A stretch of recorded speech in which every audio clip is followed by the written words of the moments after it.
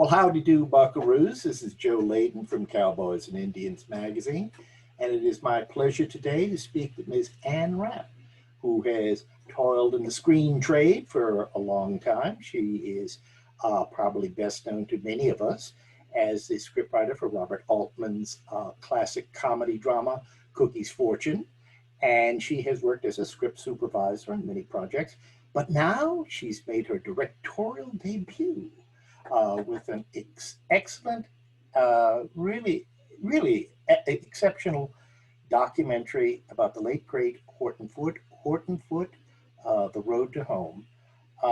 And welcome and congratulations on the documentary.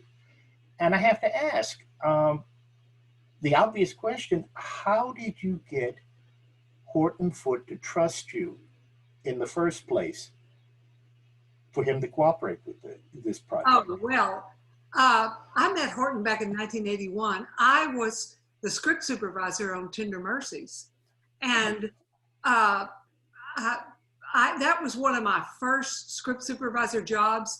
I have always considered it that, you know, that lucky moment that you get that breaks you out into a new world of what you want to do. I had done a couple of little films before that and a lot of commercials in Dallas. But that film was a huge break for me. And it went on to, it carried me on to a really great script supervisor career. But I met Horton on that, and we immediately bonded after we sat and talked to each other for a short period of time, because I'm from a small town in the Texas Panhandle. Horton, of course, being from this small town in Southeast Texas, which is the basis of 70-year body of work. But Horton and I became fast friends. We just liked each other a lot. And our bond and our connection was not, it's not that we talked about movies or theater or the arts or any of that. He was just infinitely curious about where I grew up, because I grew up on a cotton farm. And cotton was the main industry down in Horton when he was growing up too. And he would quiz me about my family and that environment. And we would share stories about hanging out at the cotton gin and the fact that we begged for rain and they begged for it not to rain. And we just had such a wonderful friendship that developed. So we stayed in touch all those years. And I went on to my career and he went on to doing everything he did. And but we wrote letters. That was back before cell phones, before email, before computers, before anything. And we would write letters and cards occasionally. And I just always stayed in touch with him. And in his later years, when Horton turned 90, his wife was gone. He was coming down to he never let go of his homestead in Horton, even though he was in New York and upstate New York for a good part of his life. He's always had the house in Horton where he grew up. And he had been coming to it quite a bit with his daughter, Hallie. So I would make every time they would come and stay for 2 or 3 months or even a week or two, I would usually go down and have lunch with them. And we would start driving around. We'd drive around all over town in the afternoon because it was Horton's favorite thing to do. And he would just tell me these stories of who lived here and what happened on this place, and that used to be a cotton field. And after 2 or 3 of these trips down there, just personal visits, it occurred to me that I was getting the backdrop of all those stories he wrote for 70 years that became plays and movies. So I asked him, he was 90, I asked him I said, how would you feel about me coming down here with a camera and recording you telling some of these stories? And he didn't immediately say yes. He said, let me think about it. And he thought about it. But a couple of weeks later, he said, okay, I thought about it. I'm going to let you do it because I trust you. And he did trust me from the beginning. And I think, so I did exactly that. I got a camera crew and went down there and we shot him driving all around town and filmed a lot of other aspects of Horton. And also we were in his house and just in his life. And the good thing about this is it made the film, I believe, more intimate, because I was able to get on the inside because of my long time friendship with him. And he trusted me enough to just he let us have our cameras everywhere. And I also feel very strongly that it was the perfect time to do this, as opposed to earlier in Horton's life and his career, because it is so beautiful to hear him tell you about his life and look back at it himself through his eyes and his reflection in that hometown that really was the basis of all of his work. And so the cards just came together at the right time. But to answer the question about trust, Horton and I just really liked each other since 1981. And when it came down to doing this, I think he said, I got to trust her, and somehow he did, One of the more fascinating and surprising things about your documentary is the story of Tender Mercies. And I was very amused by the idea that, he originally intended this as a script about, a young country band trying to get started. And when he presented it to an executive at Fox, it was the executive at Fox who said, well, you really need an older guy, in this.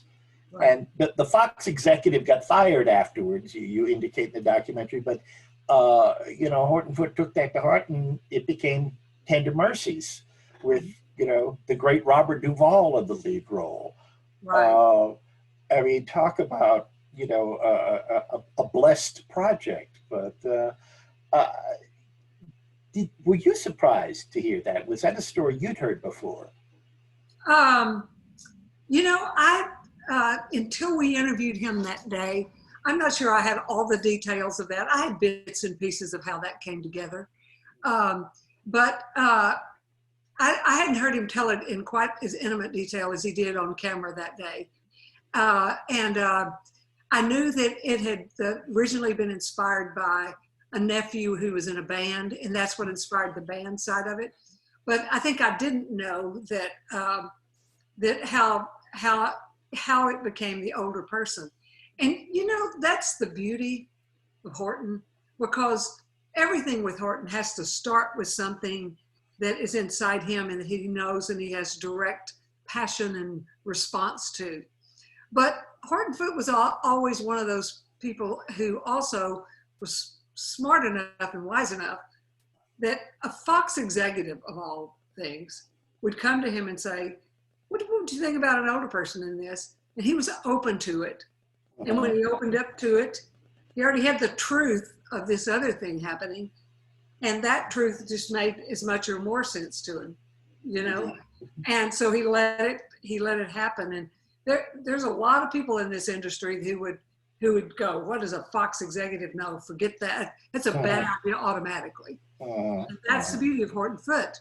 He was infinitely curious about everybody else's ideas and what they thought. And he knew, he had a little bell in his head that went off that said right or wrong. No, that'll work and that won't.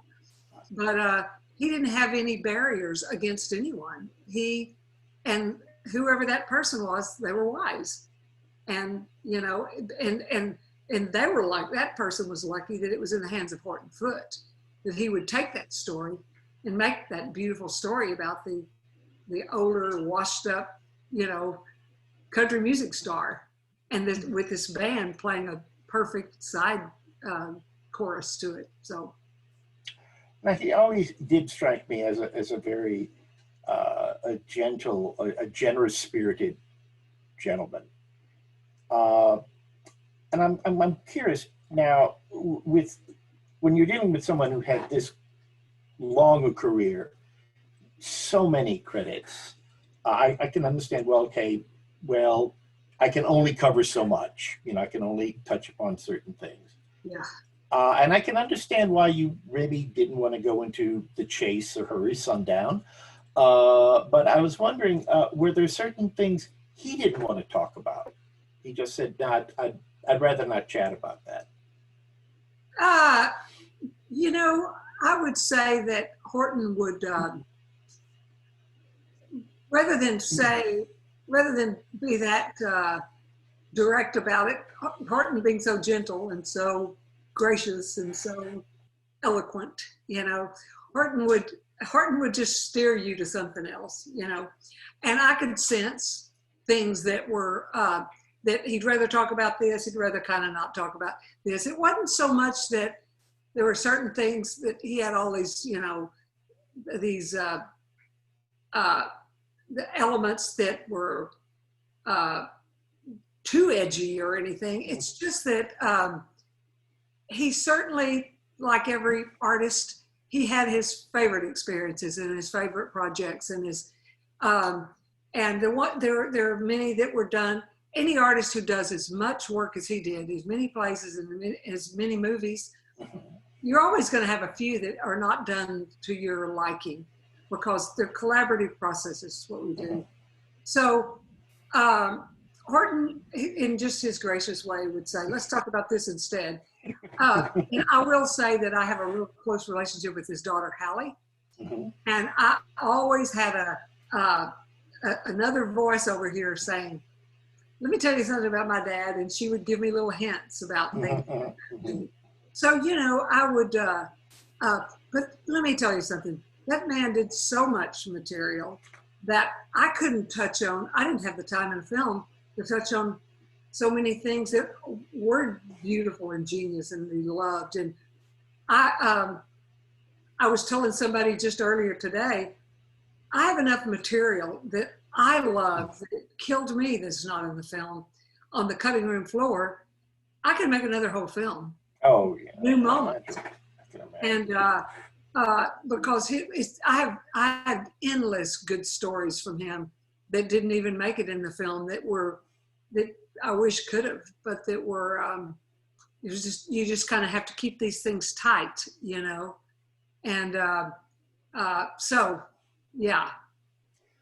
You know, another thing about your documentary, and you know, I should know better by now in my an advanced decrepitude, not to be surprised by the idea that one artist might think fondly of another, even though you think they have nothing in common. Like I was surprised years ago, and you know, John Cassavetes told me how fond he was of Frank Capra. It's like I couldn't imagine these two sensibilities together. And exactly. I remember reading about how Harold Pinter was a great admirer of Noel Coward. And again, when Edward Albee appears on screen periodically to talk about, you know, how much he admired the work of Horton Foote. I have to say that was initially a kind of a shock for me, and I know it shouldn't have been, but I mean, were you at all surprised by, you know, some of the responses you got to Horton Foote's work? Yes and no.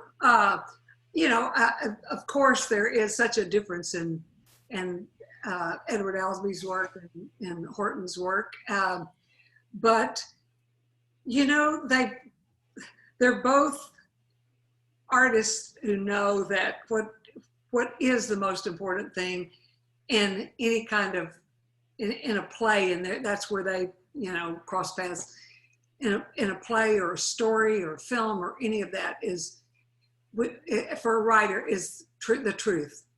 The more honest your story is, the better off it's going to be, and the more powerful it's going to be, the more important. And that's the root of the best writing, honesty. And so it doesn't matter who writes, what style, what they write about, what emotional edge they're coming from. The thing that bonds every good writer is the truth. And, you know, so in that way, no, I wasn't surprised that Edward Albee, I was charmed by the fact that he was, and it gave me, you know, a kind of a different, I kind of shined a little different light on him because I love that, you know. But I think that, I think there's a lot of people out there that, you know, could,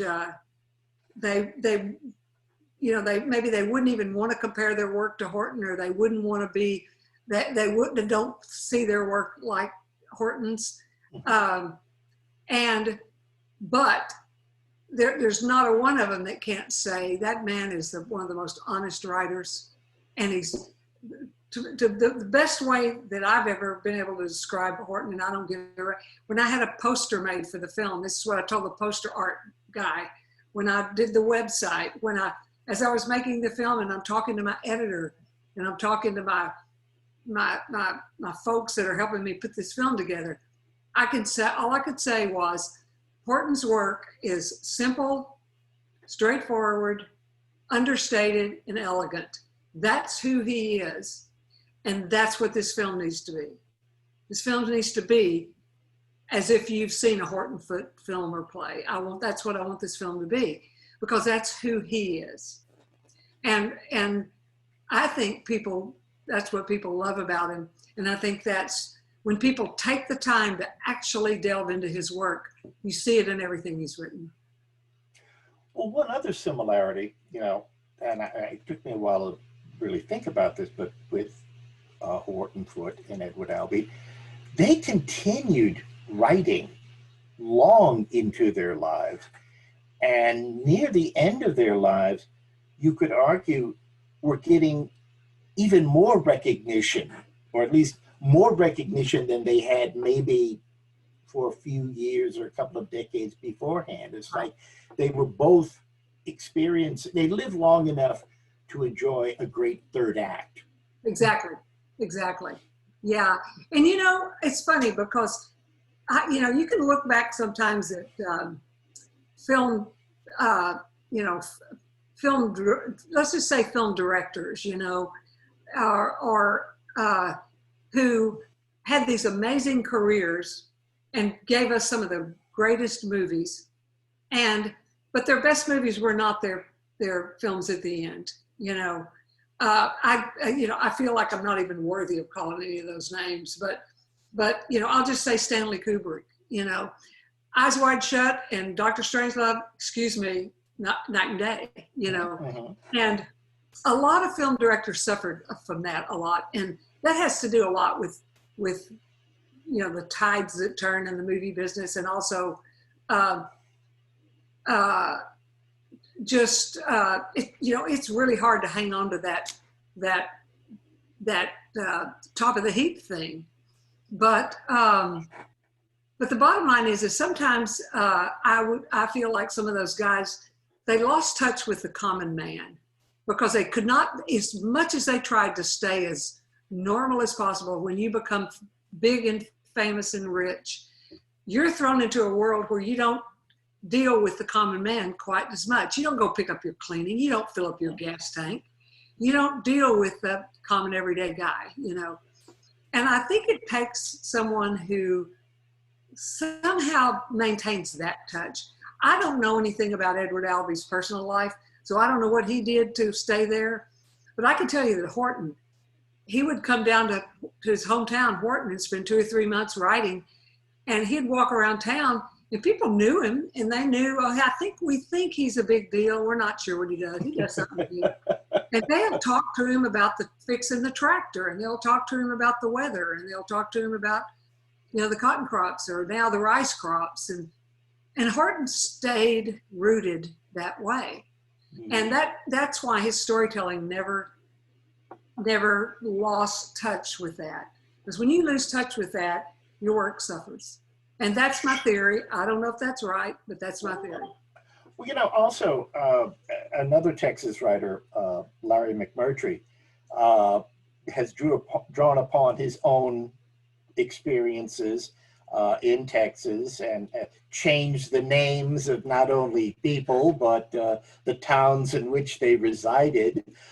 Is that a uniquely Texas phenomenon, or is that just the mark of a savvy artist?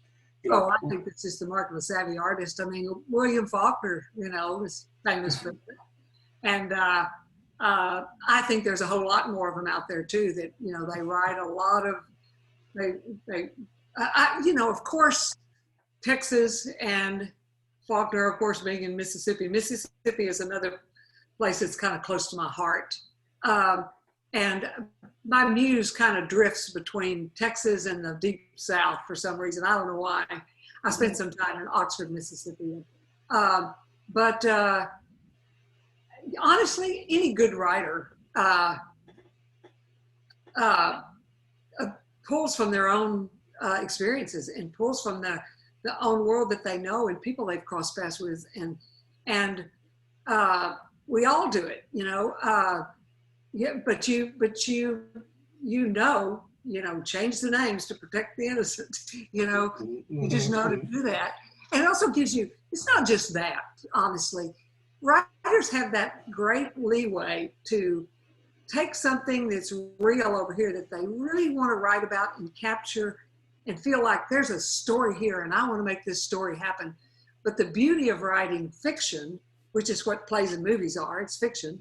The beauty of writing anything in fiction is you can take all this stuff that happened for real and all these people that are real, and then you can change what you want to change. You can change, someone's hair color and their history and their person. You can change that thing that's real and come up with a story that's equally as real, but you're not under the constraints of, you're not writing biographies here. You're not writing a history book. You know, you have this beautiful liberty when you're writing fiction and make-believe. Mm-hmm. But trust me, the best writers, they don't go and go, I'm going to make up an old guy and he was once a country musician and he fell from grace and blah. No, believe me, a lot of Horton Foote is in every character in that film and in every film. I love what you have. You have one of your interviewees, I think it was a friend of Horton's, saying it's sort of like tie widths and women's skirts. That they go in and out of fashion, and if you wait long enough, wide ties will come back, shorter skirts will come back. And he said that's Horton.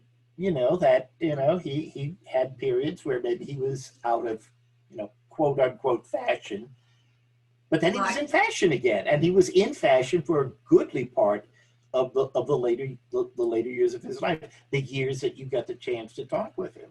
Yes, I know, and he just never stopped.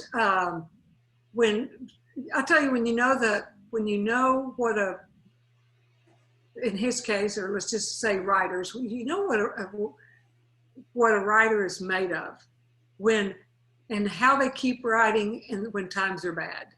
When times are good, oh man, writers just go to town, Mm-hmm. But you know what a guy's made of, who continues to produce when he's in the valley instead of the hill.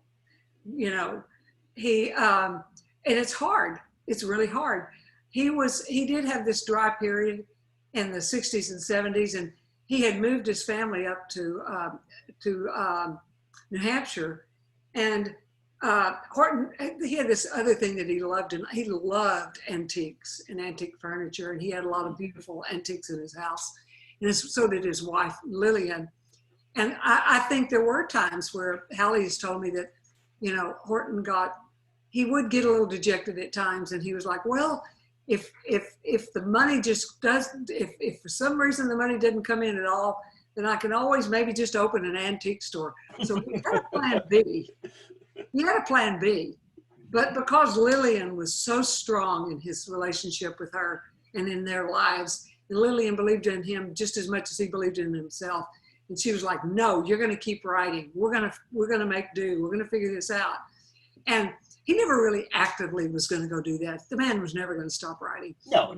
But he, like all of us, when you have doubts, he had a plan B. Yes. And luckily it didn't happen. But he didn't change anything. He didn't make something new happen. It came back around to him. He kept it steady. It's almost like, this is probably a bad analogy, but it's like the rabbit and the hare in the race. The tortoise and the hare. I'm sorry, the hare and, excuse me, it's the hare and the turtle. Yeah. In the race, the hare got cocky, mm-hmm. and then just lost focus, and the turtle just kept kept the pace, And I'm not saying that was Horton, because you could never call Horton a turtle. You look at the body of work. He was more like a rabbit with the body of work. But he had the soul of a hare. So that's good. Yes. He had the work ethic of a hare, but the intensity of a rabbit. Mm-hmm. And but he just never wavered. And quite honestly, I think accolades mean something to all writers. And Michael Wilson says it in our film. Horton liked awards. We all like awards, but Horton didn't live for those awards. He just knew he had story. He just had to keep telling the stories. That was his deal from the time he was, a young boy, storytelling. And he didn't waver. He just kept telling stories. And eventually, those stories were important to somebody again. And what do you think is the screenplay that to you think best reflects Horton Foote? Honestly, I think I would say Trip to Bountiful. Trip to Bountiful was one of the most beautiful stories. It's a heartbreaking, beautiful story. I can't watch that film without crying, and I've seen it God knows how many times. I relate to it in a big way. But that was a play, a TV show, a movie, and it ended up becoming a Broadway production with a full black cast. Mm-hmm. Think about everything, all those lines, that story. Oh, yes. How many different ways that story got to be told and interpreted, and that's his work. That particular work says as much about the universality, I guess, is that the word you would use? Mm-hmm. His plays and stories are universal, and I'm sure that there's a production and there's probably productions all over Europe of that story. Oh, yes. You can do that story in Italy or Spain or Portugal, or anyone can relate to that story, and that's just a great. To me, it's one of the best examples of who Horton really is. And gosh, he think about the vehicle for performers. Geraldine Page won an Oscar for it, and Cicely Tyson won a Tony for it. Yes.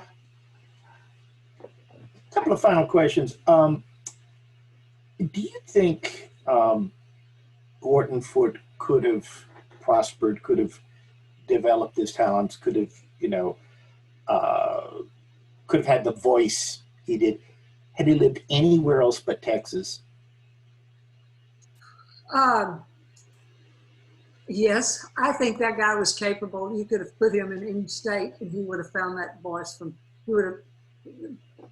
whatever the Arizona version of Horton was, or the Texas version of Horton, and Horton being his hometown. Mm-hmm. I think he had that connection to his roots. Now, we wouldn't have gotten the stories we got if he had been from anywhere else. We got the stories we got from him because he was from Texas. And one of the things that he and I agreed on and talked about and bonded on from the beginning was how important the ground under your feet is. It develops you for the rest of your life. I've been around the block quite a bit myself, lived in Los Angeles and had a big career and all of that. I am still more influenced by that Texas Panhandle town I grew up in than probably any other experience I've had in my life. And I left there at 17 and never, other than visits, never went back. We still have our 5th generation cotton farm. Horton still has his homestead down there. He left Horton at 16, but the ground he was born on is just an essential element of who he is in his work. And he wrote 70 years of stories about one town. And, you know, so that, I think a lot of people don't make that connection, and they don't even realize it about themselves. But where you were born and raised is a big, big influence on all of us, I think. And that's why his stories, and I would like to think mine do, have a sense of place is huge. You don't see a Horton Foote play or a film that the place itself isn't as much of a character as anyone in it. So, and finally, and you interview Robert Duvall yeah, in the documentary. And of course, how could you make a film about Horton Foote without talking to Robert Duvall? absolutely. Going a little bit further in that direction, I mean, you realize, you know, well, Duvall was in To Kill a Mockingbird. He was in Tomorrow. He was in Tender Mercies. He was in, I believe, if memory serves me correctly, at least 2 of the films based on the orphan's home. He was in Convicts, and what would be the other one? I know he's in Convicts. I'll have to think of yeah. I'm not sure what the other one is. And of course, he was in The Chase. What do you think it was about those 2 individuals that made them such simpatico collaborators, that they always brought out, and I don't want to say the past tense because Mr. Duvall is still alive and well and still making movies, but when they were together, made them such perfect collaborators, how they always brought out the best in each other? Gosh, they both had, all I could say on that is they both just truly recognized the genius of the other one. And I mean, Duvall is the first person that will tell you how perfect Horton's words are and how much he respected them. You know, he knew that, he says it in our film, anything of Horton's I love. You know, I love doing any material of his. And Duvall is a flawless actor, and Horton knew that immediately. Horton's the one that kind of, if I'm correct on this, and I think I am, he sort of discovered Duvall, discovering for performing. He was already doing some plays, but he's the one that pulled him into the movie business with the Boo Radley wrote on To Kill a Mockingbird, because Duvall was in a play of Horton's called Midnight Caller, and he played kind of a crazy man. And Horton and Lillian went to see that play. I think it was maybe in California. I can't remember exactly where it was. Might have been New York. And they went to see that performance, and they walked away thinking that kid, Robert Duvall, that played that, you know, whatever the character's name was, he was good. Well, a few months later down the line, Horton is working on the script of To Kill a Mockingbird and dealing with all those people. And they're trying to cast this guy, Boo Radley. And Horton said, you know, there was this guy that was just in one of my plays who was terrific. I think y'all look at him. And they did. And it was Duvall, and then he's in the film. And that led to Tomorrow. And I'll tell you what, anybody who's listening to this, do yourself a favor and go see Tomorrow. Tomorrow is one of my favorite Duvall films. And one of my favorite Duvall films, or Duvall films and Horton films. Duvall is brilliant in that, and I think it's his first lead role. Yes. And it is amazing. It's great. And now it's based on the original material of that story. That was a Faulkner story that Horton adapted as a play and then as a film. So that original story was William Faulkner. But that's a genius of Duvall right there. So those 2 guys, boy, they bonded right off the bat. But I do believe it was because they both recognized I'm in the presence of someone who is above the heap here, and I'm going to hang on to this. And then, you know, they just loved each other. There was just a love between them. The name of the documentary is Horton Foote, The Road to Home. Look out for it and enjoy it. Thank you very much, Anne Rapp. You're welcome, and thank you for having me.